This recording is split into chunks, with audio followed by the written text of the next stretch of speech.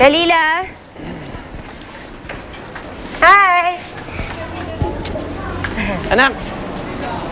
Asan yung kapatid mo? Di ko po alam, Dad. Hindi naman po nila ako kinakausap eh.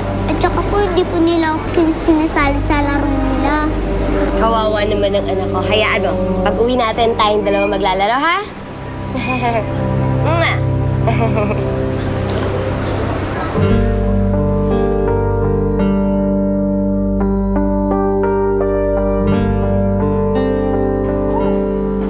Hala? Nawala? Michelle!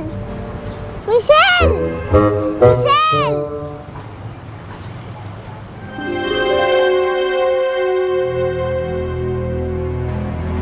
Michelle! Michelle! Michelle! Michelle! Tama! Michelle! Michelle!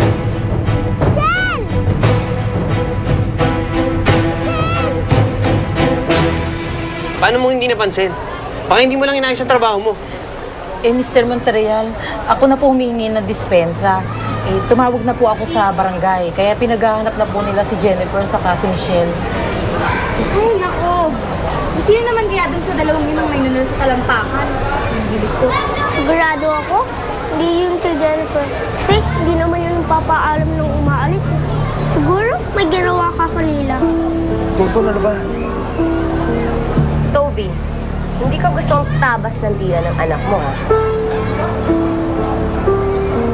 Anak, magsabi nga ng totoo sa daddy mo. Baka naman nag-away na naman kayo. Saan nagpunta yung dalawa?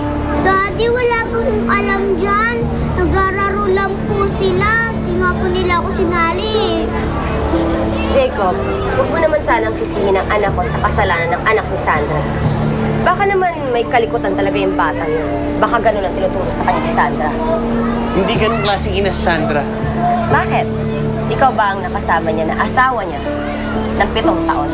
Look, Lynette, this is not the time and the place to pick a fight. Jacob, hindi naman ako nakipag-away. Nagsasabi lang ako ng totoo. Para kasing hindi si Kalila yung nasa harapan mo ngayon eh. Hindi si Kalila yung basta nalang umalis, si Michelle. Kaya pwede ba, sa kanya ka naman magalit? Jacob, saan ka pupunta? Maghahanap ako ng matinong kausap. Michelle! Michelle!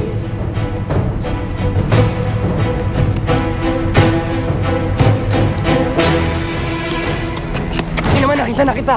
Yung ba alam natin nag-aano na sa inyo? Nagkasa si Michelle. Bakit hanggang masyadong mataas? Masakit ang likod ko.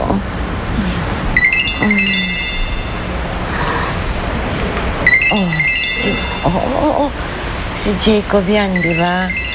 Sige na, sagutin mo. Siguro hindi naman pagtataksil ko. Mag-uusap lang naman kayo sa cellphone. Hello, Jacob. Bakit? Sandra, kailangan pumunta dito sa eskwelahan ngayon. Baka naman pwedeng ihatid mo na lang si Michelle dito sa bahay. Kung may iba ka pang plano. Si Michelle nawawala siya eh.